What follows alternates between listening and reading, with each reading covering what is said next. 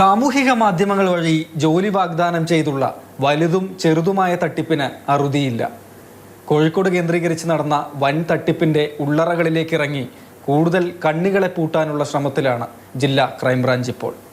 അറസ്റ്റിലായവരിൽ പ്രമുഖൻ reality show താരവും ഇൻഫ്ലുവൻസറുമായ Muhammad Blesslee online തട്ടിപ്പിലൂടെ ലഭിച്ച പണം ക്രിപ്റ്റോ കറൻസിയാക്കി വിദേശത്തെത്തിച്ച കേസിലാണ് അറസ്റ്റ്.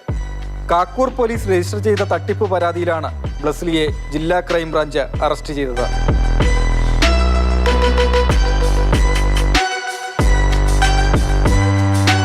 $22 ലക്ഷം രൂപയുടെ തൊഴിൽ തട്ടിപ്പും പിന്നാലെയുള്ള ക്രിപ്റ്റോ കറൻസി ഇടപാടും അന്വേഷിച്ച് പോയപ്പോഴാണ് പോലീസ് കോടികളുടെ ഹവാല ഇടപാട് കണ്ടെത്തിയത്.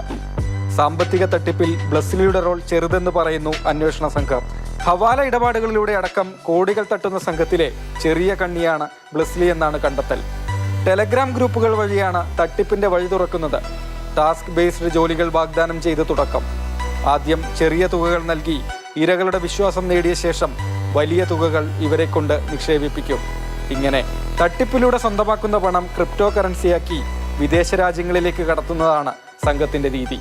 സാമൂഹിക മാധ്യമങ്ങൾ വഴിയുള്ള തട്ടിപ്പ് പല തലത്തിൽ നമ്മുടെ മുന്നിലേക്ക് എത്തിക്കൊണ്ടിരിക്കുകയാണ്. കെണിയിൽ വീഴാതിരിക്കാനും വഞ്ചിതരാകാതിരിക്കാനും വേണം അധിക ശ്രദ്ധ. Rahul KV, Mathrubhumi news, Kozhikode.